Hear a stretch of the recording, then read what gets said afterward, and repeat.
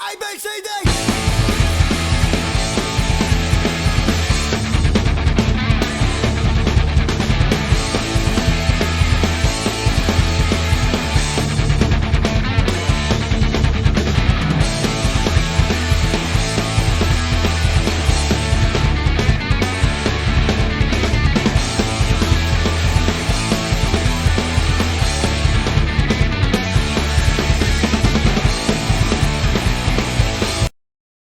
Hello again, Happy Camper. Spike here, and thank you both for geeking out. It's been a bit of a busy week here at Casa Juju. It's been a bit of a banner week, actually.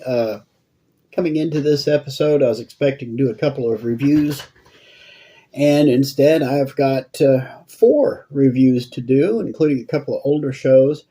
And surprise, surprise, out of the rule of 5, none of them are less than a 3.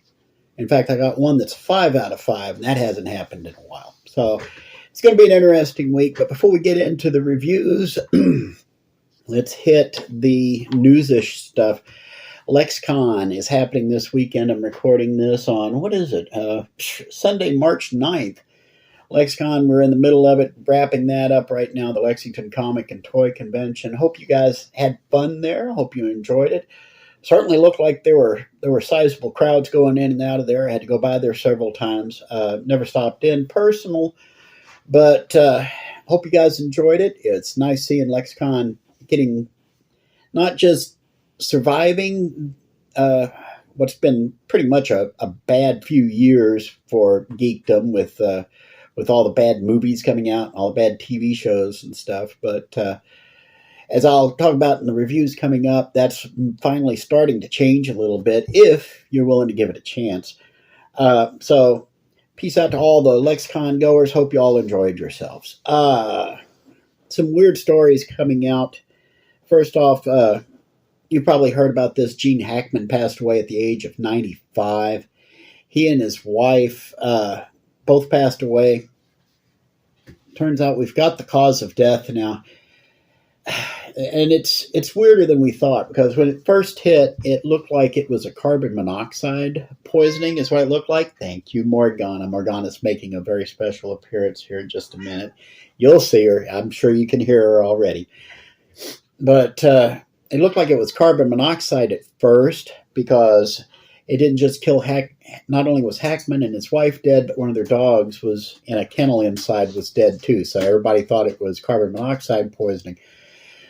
Turns out Eric, his wife, Betsy Arakawa, who's a classic pianist, Arakawa is apparently dead from hantavirus pulmonary syndrome, or HPS. It's a disease spread by rodent droppings, and that's been a problem in the part of the country they've been in. They live in the corner of Arizona that's close to the 4 states area.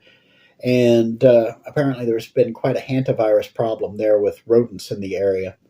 So she apparently was exposed to that, probably came across rodent droppings in one of their outbuildings or something, and she contracted HPS, died from that. Gene Hackman has apparently been suffering from Alzheimer's, possibly. And so Hackman, he was 95. He wasn't all there with Alzheimer's. So when Betsy passed away, there was no one there to take care of him. He wasn't in any mental shape to be able to take care of himself. And they believe he passed away from starvation. He didn't think to eat. And he probably wasn't even aware that she was dead. And unfortunately, the dog probably passed away from starvation as well. So it's a bad story all the way around. It's gotten weirder as time has gone on. But our thoughts and prayers are with all of Gene Hackman's family and with Betsy Arakawa, and we hope for the best for the family on that one. Another one passed away was Michelle Trachtenberg. That one was a bit of a weird one as well. She was,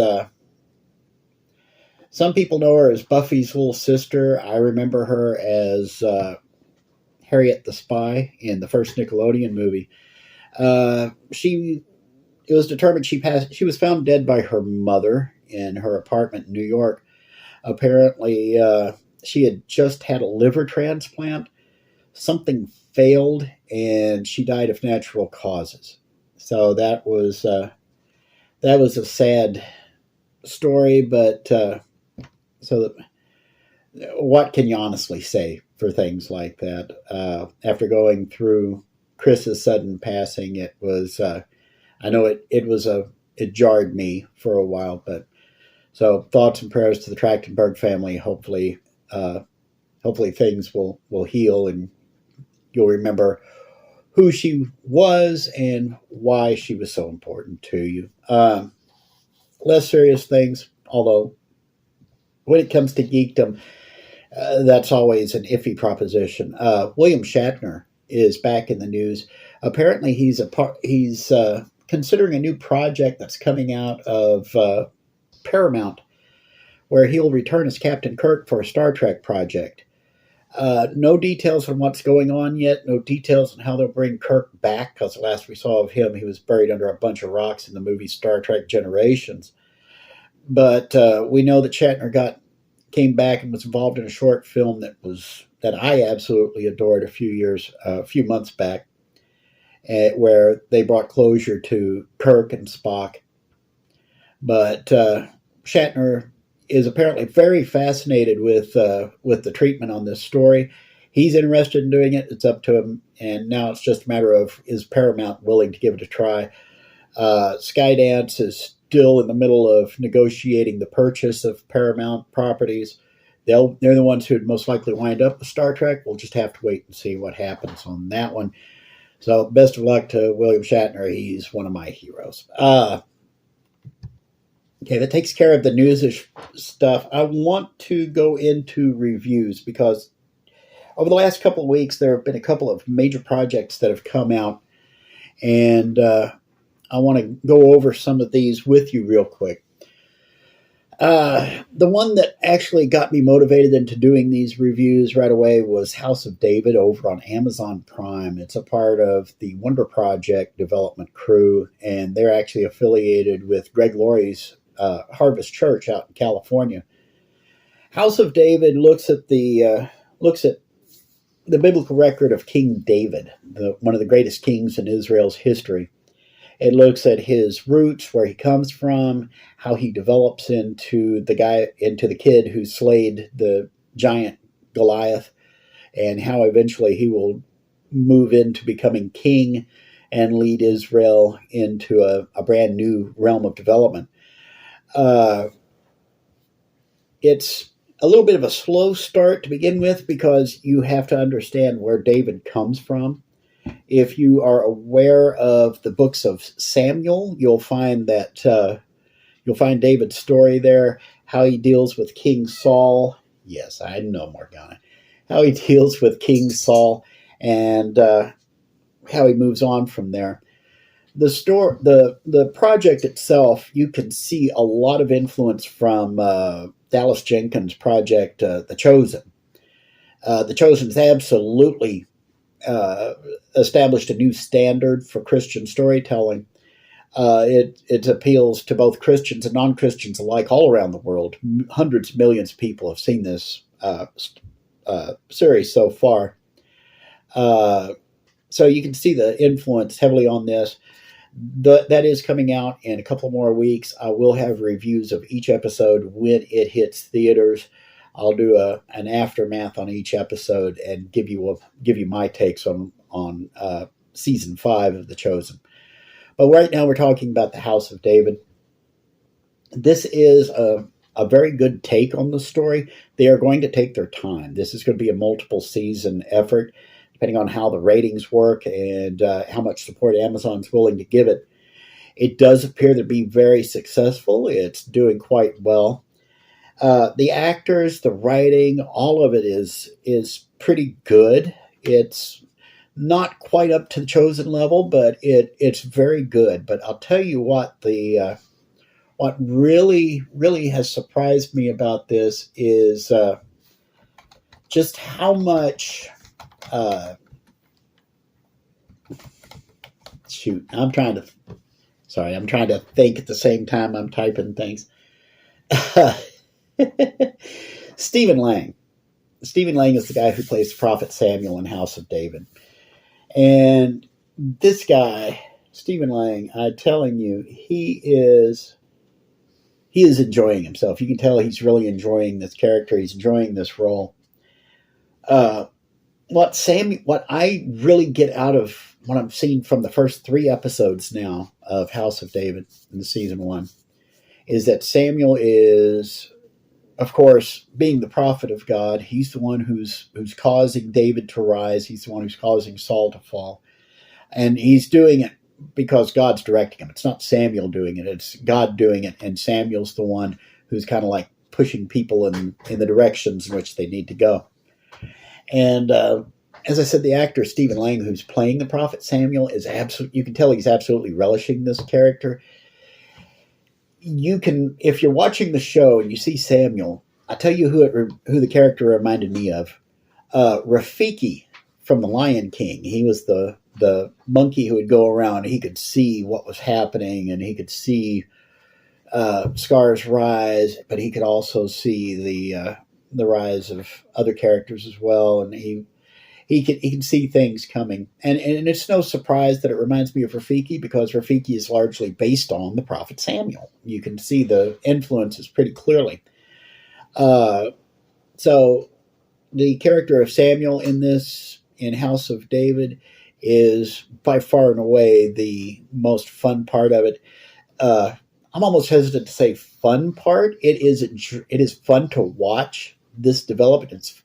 It's fun to see Samuel put in little tiny nuggets here and there where he's not quite looking at the camera and winking at you, let you know that everything's under control. He knows what's going on. He's in control here, and that most importantly, God's in control. But it's just the little asides where he talks to David and he says, "Look, things are kind of goofy right now, but it'll work out." And then he gives him a little wink to show him that it's going to be all right. There's one point where King Saul, king of Israel, as David rises, he's doing nothing God tells him to do. He's doing nothing Samuel tells him, God tells him to do. But there's one point where Saul has captured an enemy king who is a cannibal and a blood drinker and pretty much an abomination to everything God teaches Israel. And Saul has not put him down yet because Saul likes sitting there and showing him off to people. So Samuel takes a sword, runs him through, chops him to pieces, and beheads him.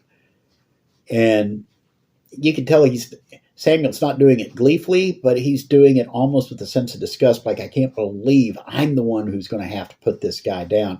But he puts him down because Saul hadn't done it.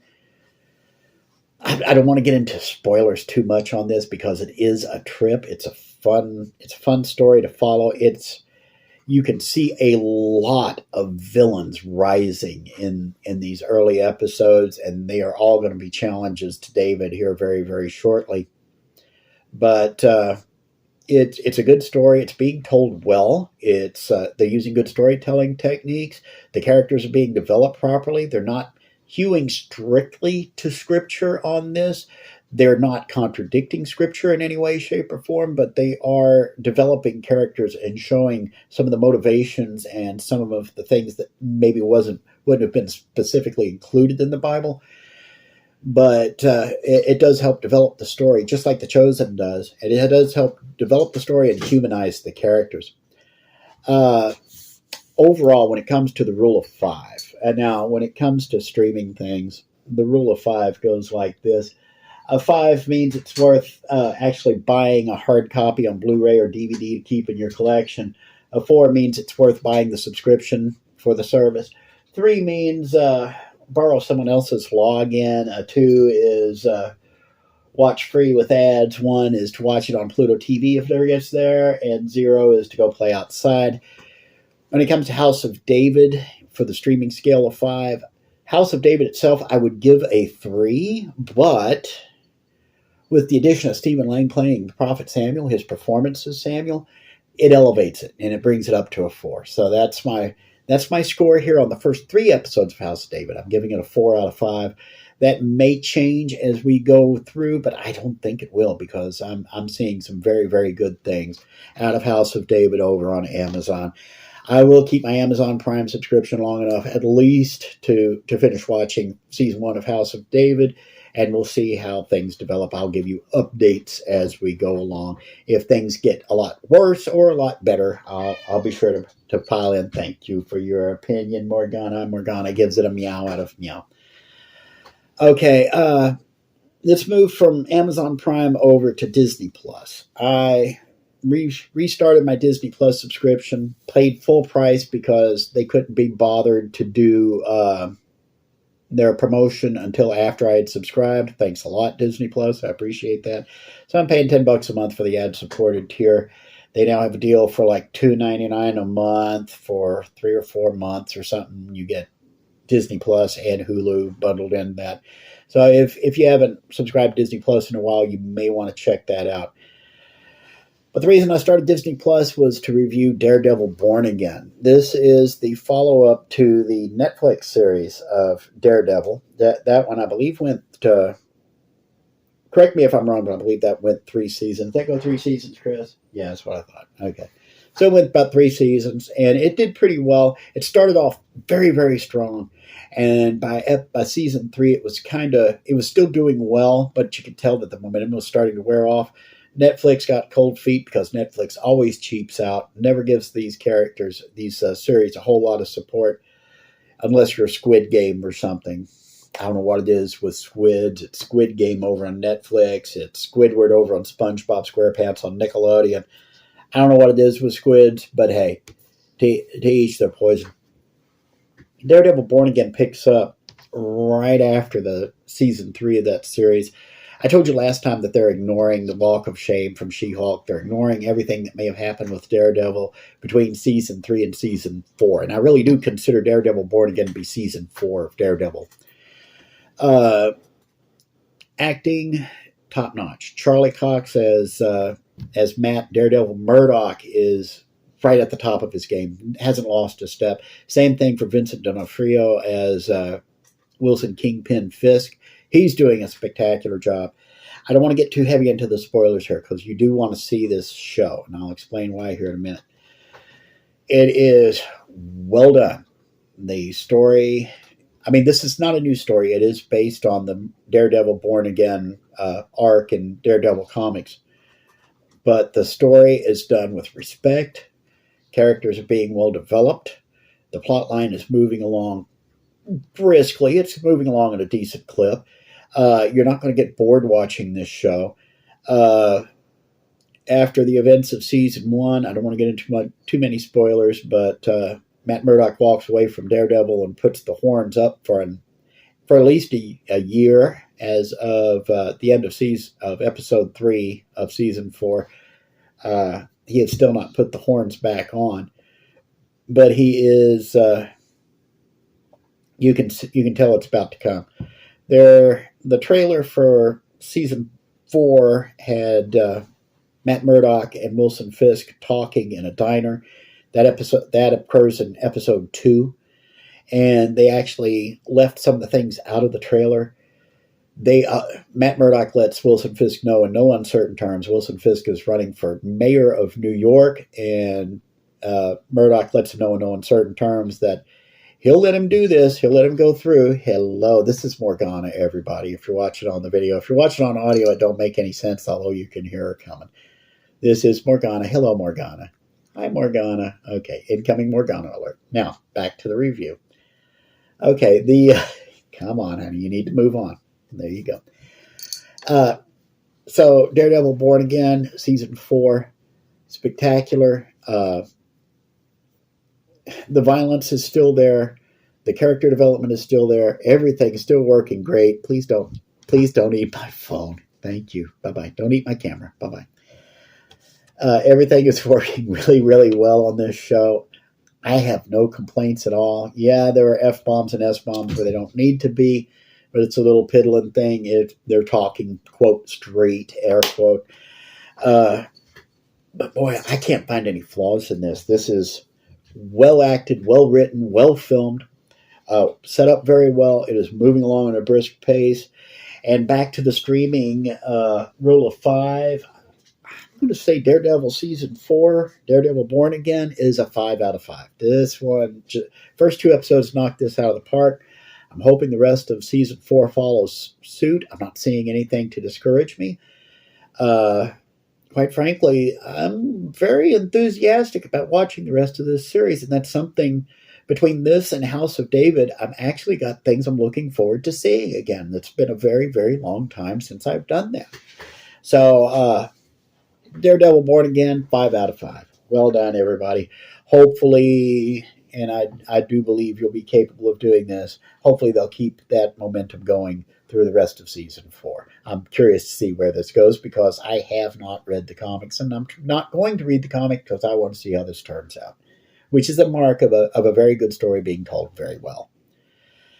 Now, I'm talking about Disney Plus. We're going to move on from Daredevil Born Again here now that I've given my score on that. But there are 2 shows over on Disney Plus that came and went, and I didn't really get around to reviewing either one of them. I think I did mention Skeleton Crew a little bit. Skeleton Crew has come and gone with season 1. I don't know if there'll be a season 2. I know they're working on a second season of Andor. It'll be coming out here another week or 2. I will sit down and go through Andor season 1 and see if I have heard good things about it. I'll get back with you on that, and I will start watching Andor season 2 and giving you my reviews on that one. We'll see how that turns out. But there is another Star Wars show that came out that came and went pretty much like a fart in church, and that was Star Wars Skeleton Crew. Skeleton Crew is about a group of kids on a hidden planet that's basically the Fort Knox of the Star Wars universe, and nobody knows where it's at. It's called Atten, and these kids find a crashed pirate space liner. Yeah, it's really geeky, but they find a pirate space liner. They manage to get it working. They go off planet and promptly run into problems left and right. And by the first 2 episodes were a slog. And I have noticed that some of these shows have an episode 2 problem. The first 2 episodes seem to slog. And I'll give you another example here in a minute with the 4th and final one I'm going to review here.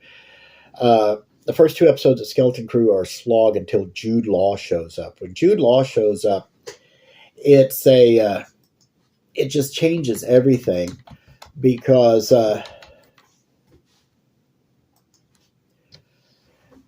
Jude Law is one of those guys. He's kind of like a force of nature. What I was saying about Samuel on House of David, that's what Jude Law has done at Skeleton Crew. He plays a guy named Jod Nawwood, a pirate captain and force user trained in the Jedi art. When he turns up the end of episode 2, he starts taking control in episode 3, and it's up to him to try to keep these kids alive and try to get them home, and if he can, make a nice little fortune out of it, because hey, still, once a pirate, always a pirate.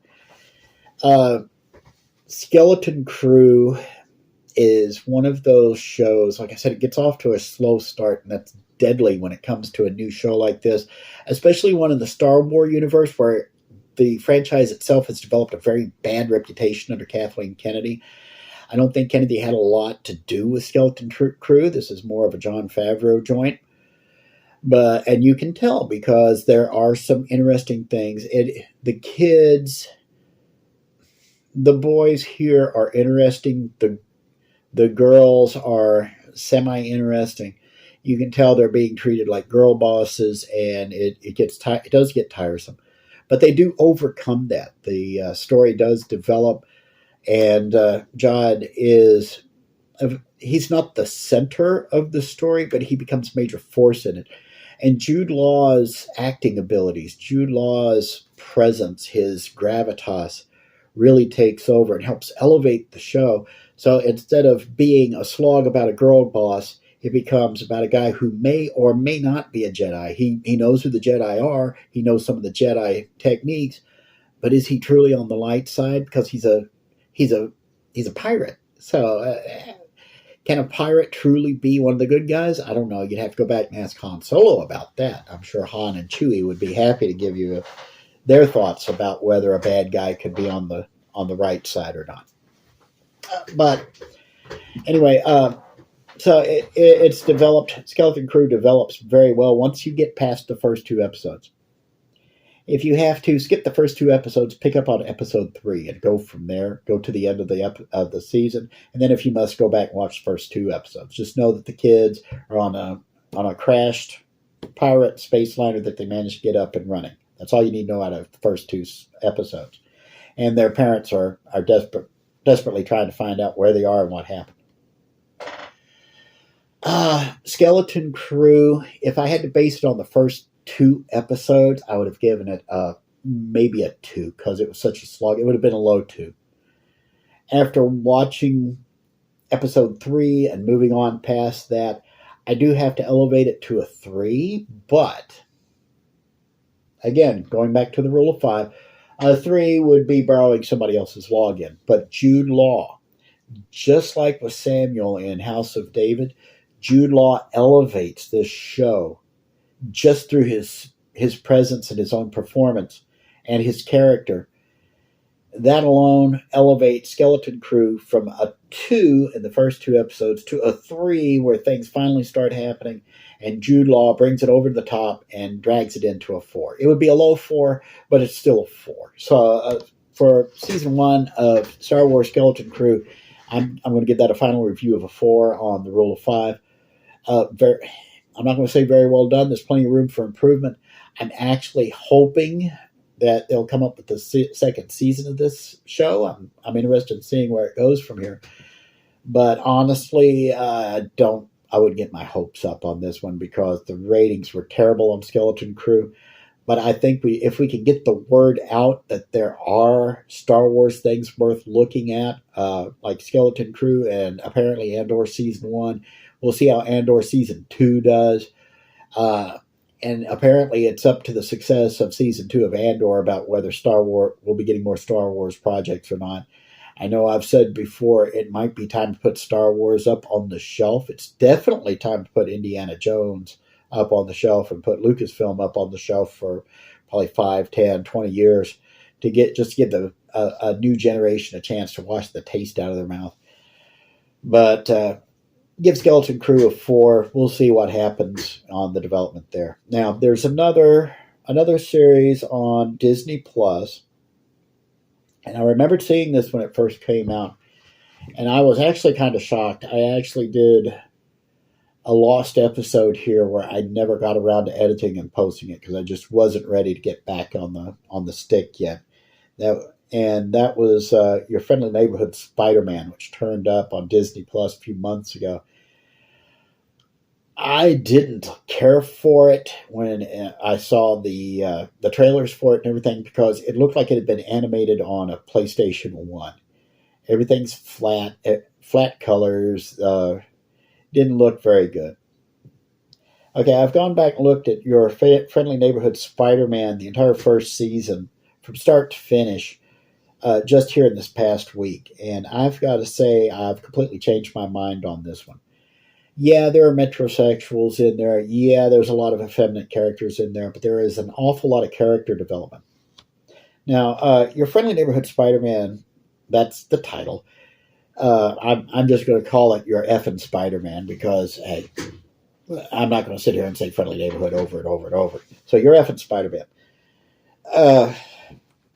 There was some complaints about it at first because it's not the real Spider-Man thing.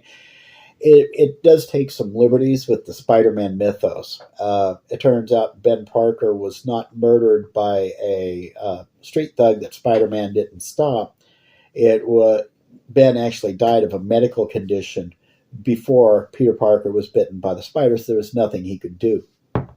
Peter's going to go to Midtown High and start going to high school there, and Doctor Strange shows up out of nowhere in the first episode, and along with the symbiote, the Venom symbiote, pops out of nowhere and trashes Midtown High, and Doctor Strange pulls him out.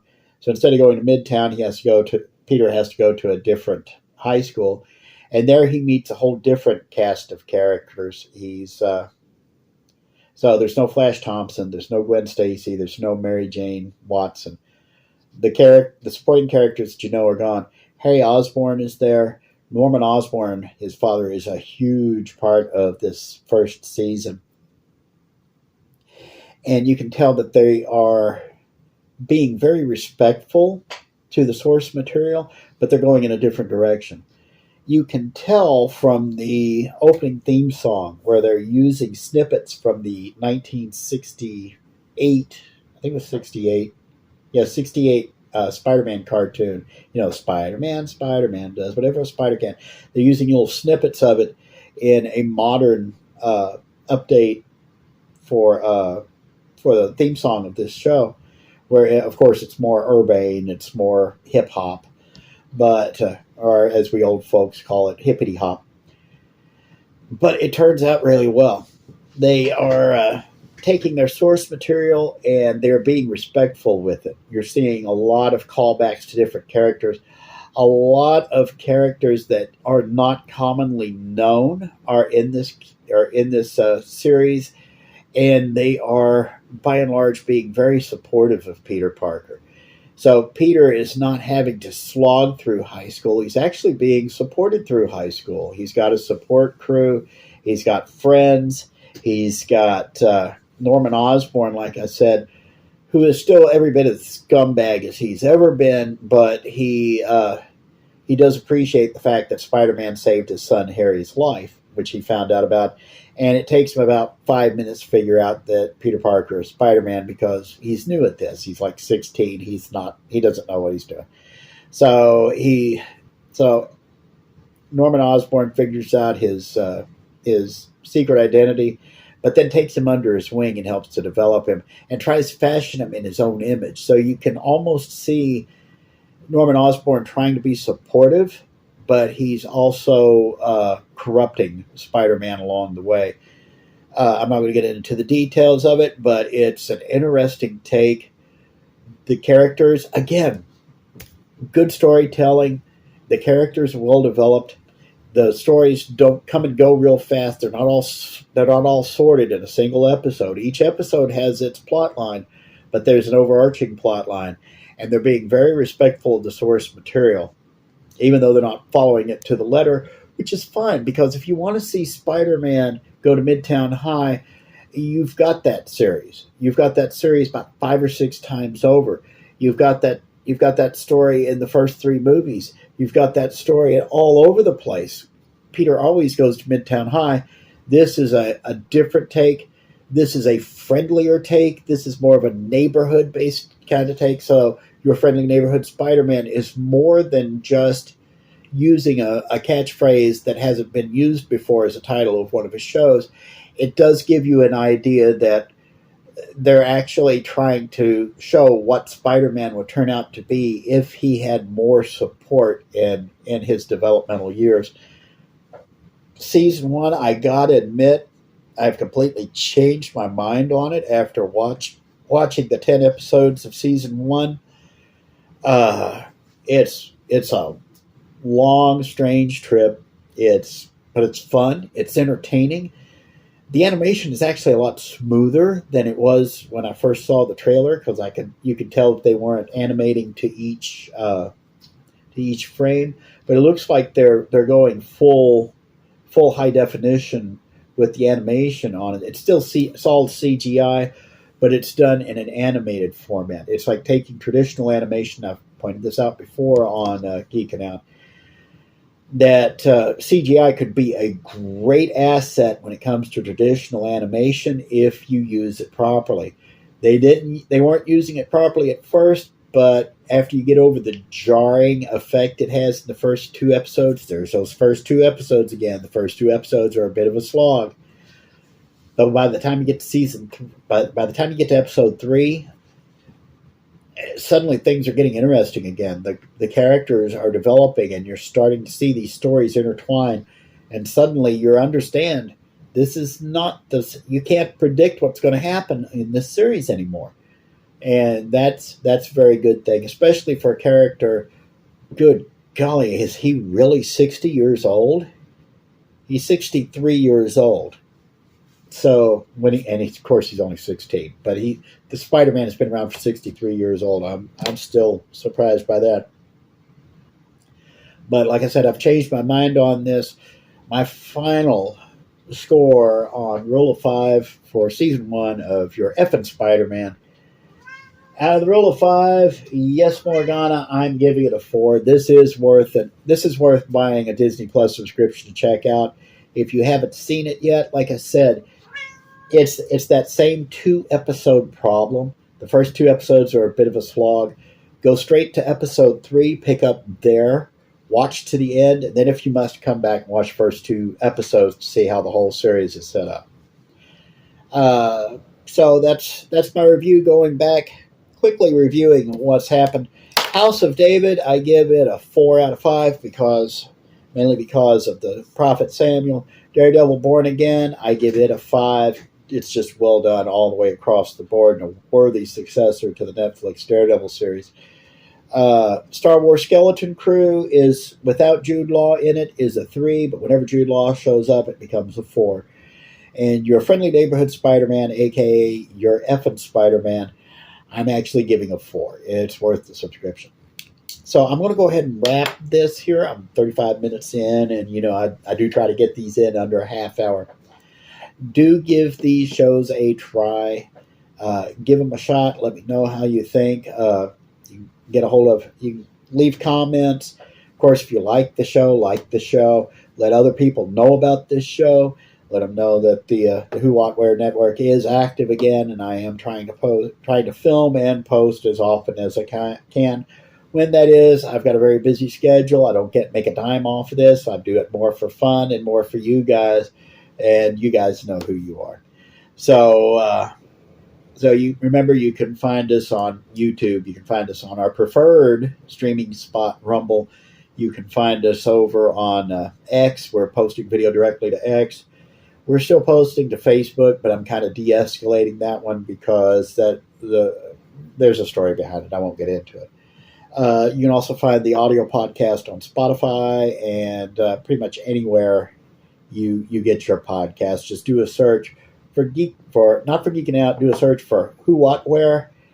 We are at Who What Where on Rumble, YouTube. Try to sit here and think, and on X and on Spotify. So do go ahead and subscribe. Let other people know about it. Give us a review. Give us feedback. I'm always looking for feedback. whowhatwhere@gmail.com. I will do my best to try to respond to you as quick as I can. So until next time, y'all enjoy yourselves. Enjoy the good shows that are out there. I know the pen just finally introduced. But enjoy yourselves out there. Hope you enjoy the last days of Lexicon.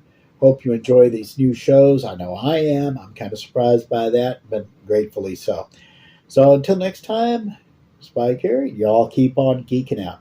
God bless. Godspeed. See y'all later.